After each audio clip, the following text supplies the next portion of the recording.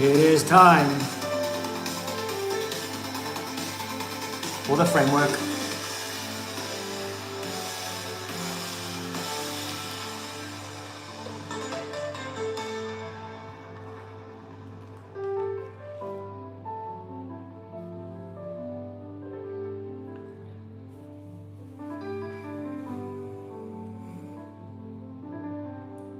We're going to be analyzing the paper trail of the New Apostolic Reformation Magisterium.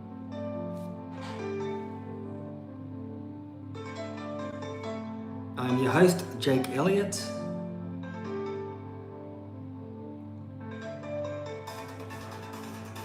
And I'll be reading out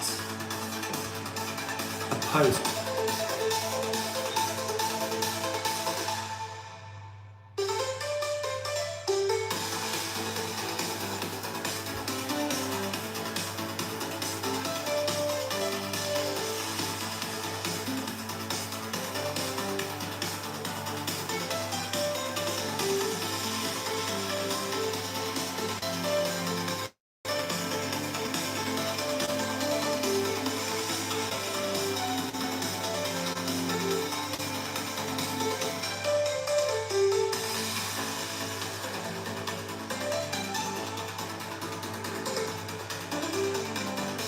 Hi everyone.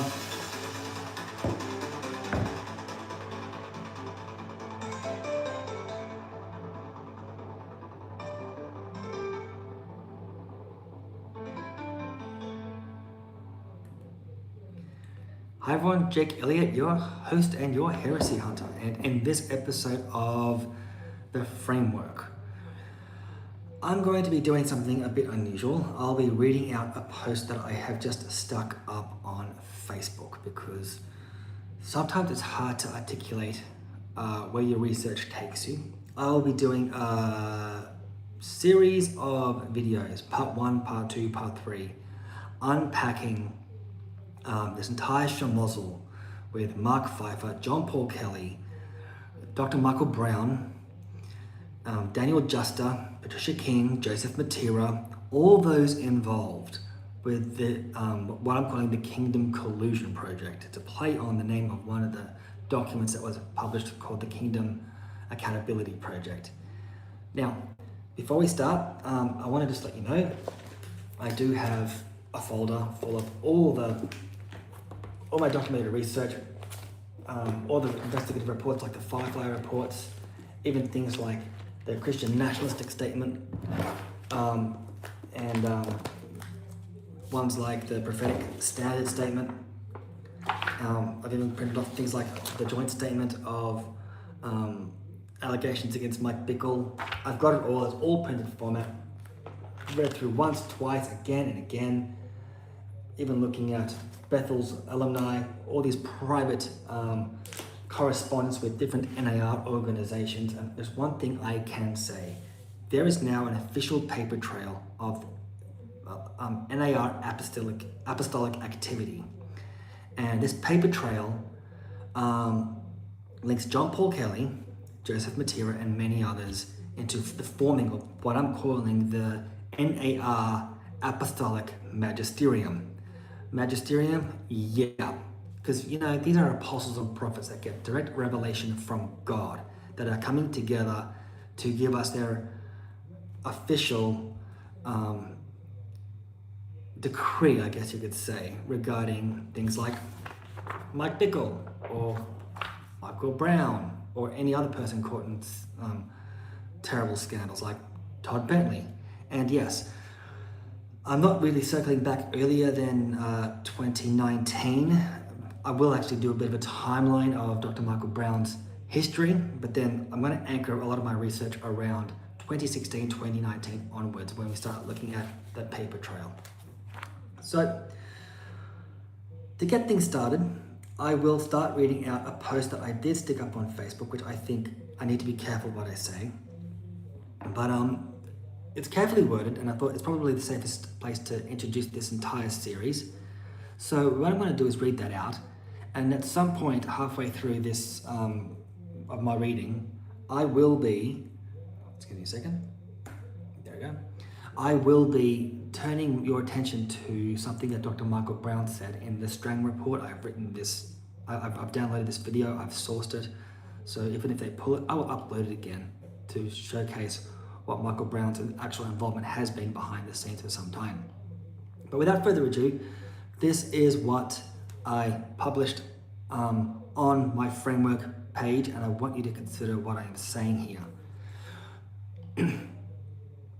For years, people like Dr. Michael Brown and Daniel Colander have insisted that the New Apostolic Reformation isn't real.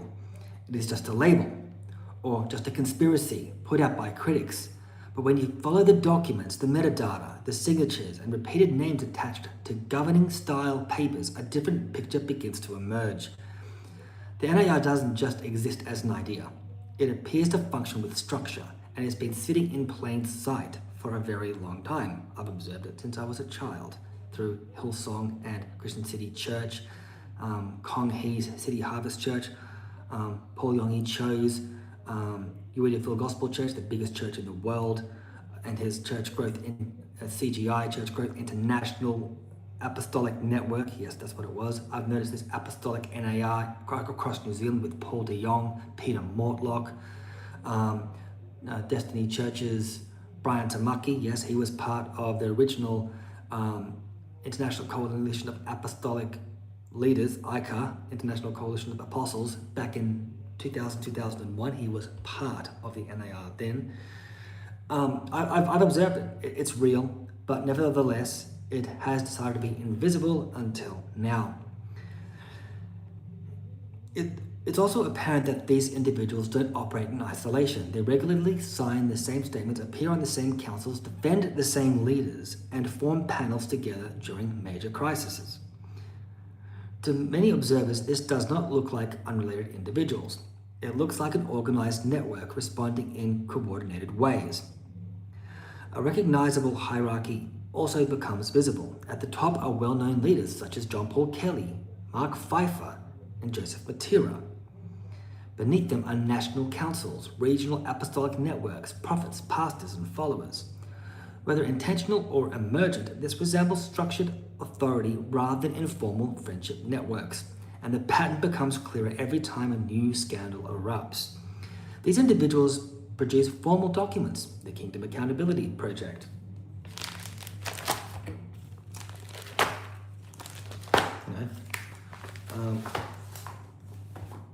These types of documents.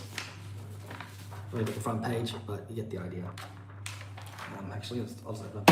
Here's the entire thing. Actually, it's out of its sleeve, so it's even better. That's the entire document there. So we've got the Kingdom Accountability Project. You've got the Prophetic Standard Statement, the NAR Christian Nationalist Statement, the Elders Accountability Team Report, the Pastoral Recommendation Team Report, and others. Yeah, others like this one, you know. The similarities in style, structure, and template raise serious questions about shared authorship, shared processes, and a shared governing philosophy. These documents don't function merely as inspirational statements. They often read like internal guidelines. They attempt to regulate prophetic behavior,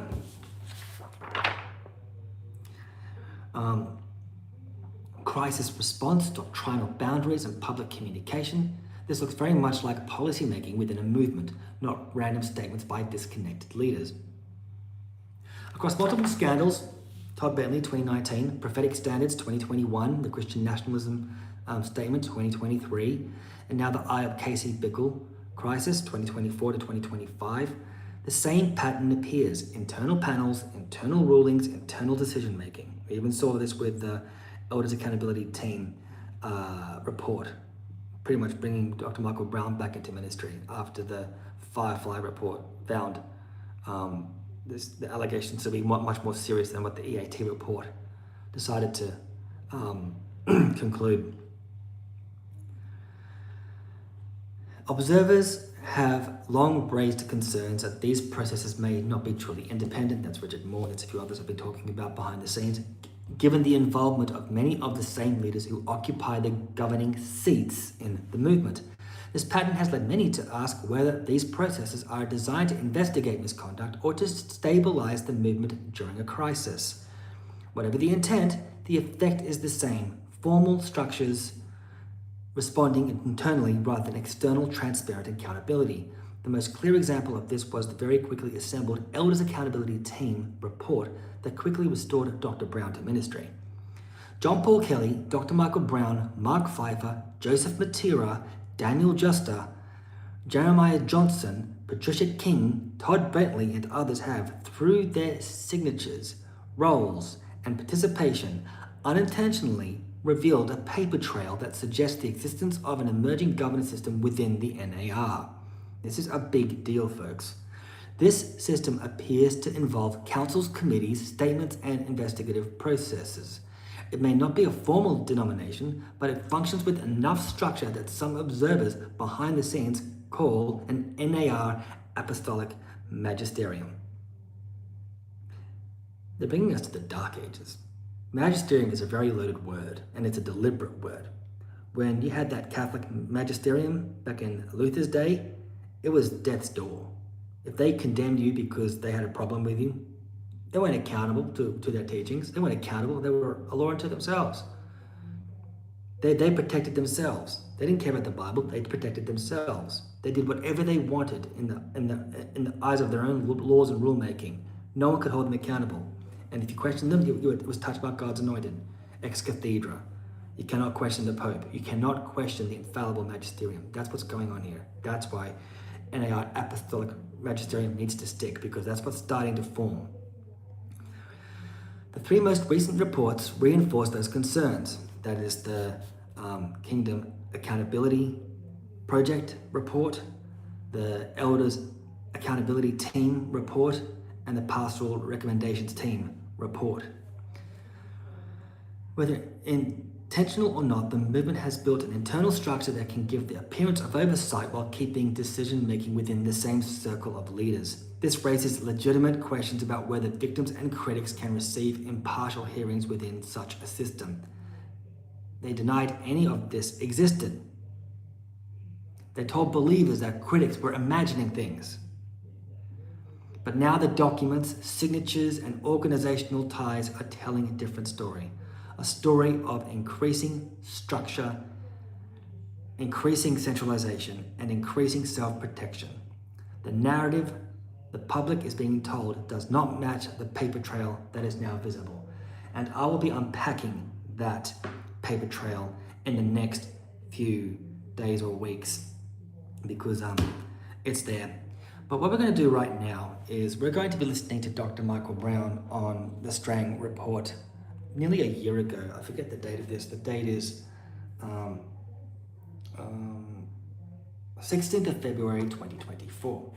So I'm going to be holding up this, and hopefully I won't get a copyright strike from Charisma News or the Strang report, because this is very revealing what Dr. Michael Brown is about to say to Steve Strang about his involvement in potentially investigating or leading an investigation or a panel into the IHOPKC.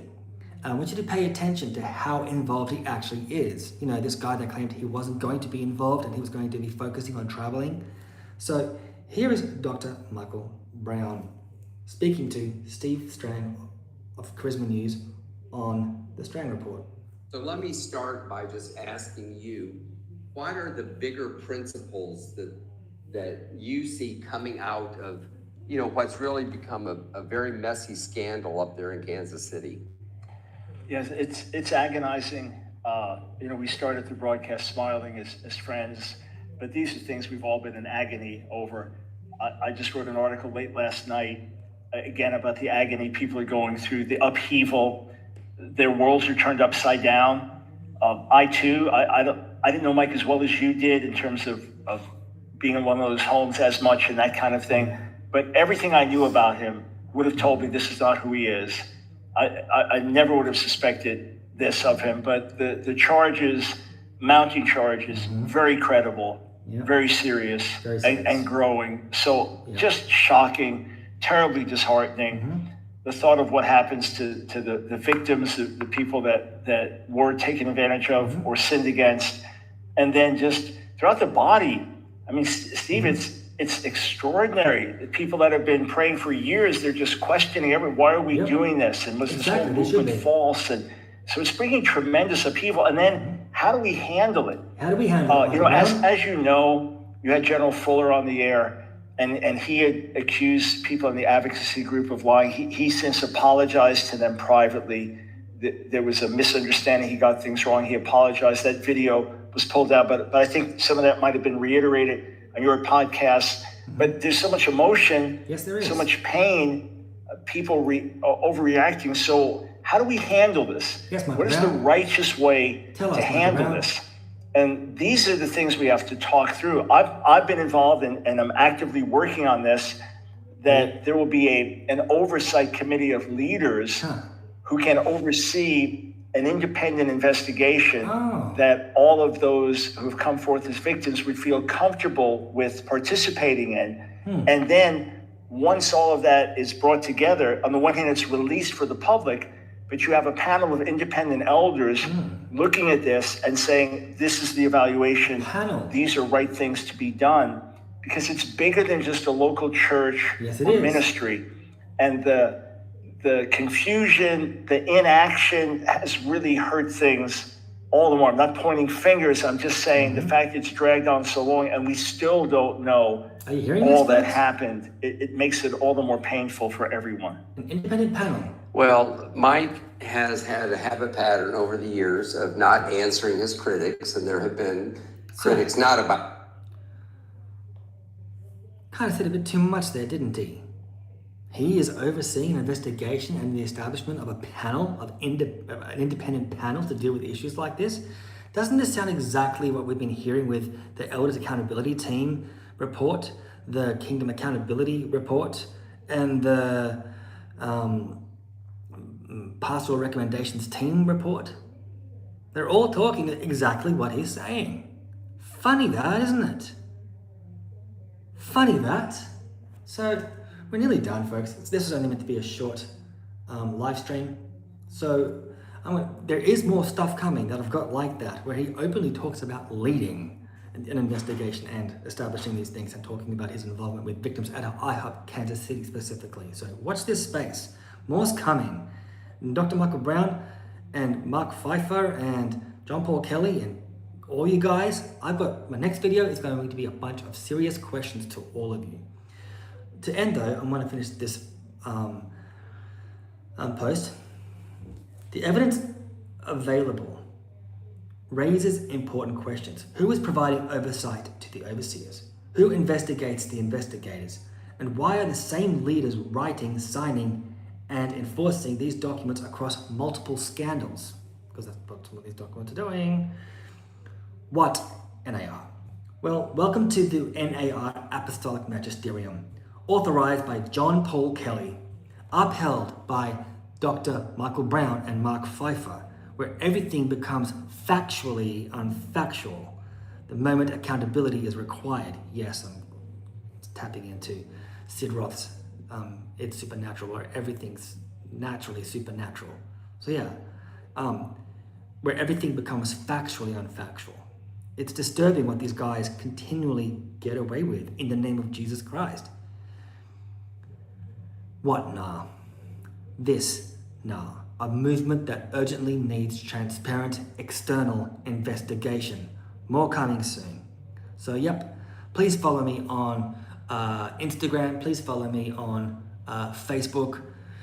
These are better channels for me to communicate more written updates regarding my work into my investigations. But this is not going away. This goes straight to the top. This goes straight to the heart of the new apostolic reformation that so many in this movement claim doesn't exist. Oh, it exists all right. And right now, behind the scenes, we are watching a kingdom collusion project take form, where they are making sure that they are asserting themselves above evangelicalism to judge who is in and who is out based on their own apostolic infallibility or prophetic infallibility. So Jeremiah Johnson, Patricia King, I'm looking at you. Daniel Juster, I'm looking at you. Mark Pfeiffer, I'm looking at you. Michael Brown, I'm definitely looking at you. Enough is enough. Come clean. Stop telling us fabrications about the NAR. We know it exists. We know it's been around for a long time. And for you, Dr. Michael Brown, to continually insist that it does not exist when you are now being rescued by Mark Pfeiffer and the International Coalition of Apostolic Leaders, it says everything, bro. How can something that does not exist rescue you by being involved in the EAT to put you back into ministry? The NAR saved your backside. So folks, Kingdom Collusion Project is what they are engaging in. They are colluding. Those 3 documents, the Kingdom Accountability Project, independent, with an independent team, with an independent report, and an independent team that gave us the Independent Elders Accountability Team report, and the independent team that gave us the Pastoral Recommendation Team report. They're not independent. The evidence speaks for itself, and the timelines coming prove without a shadow of a doubt that Michael Brown has had his hand in the cookie jar. So that's it. It is only meant to be a short live, so love you all, talk soon, and good night.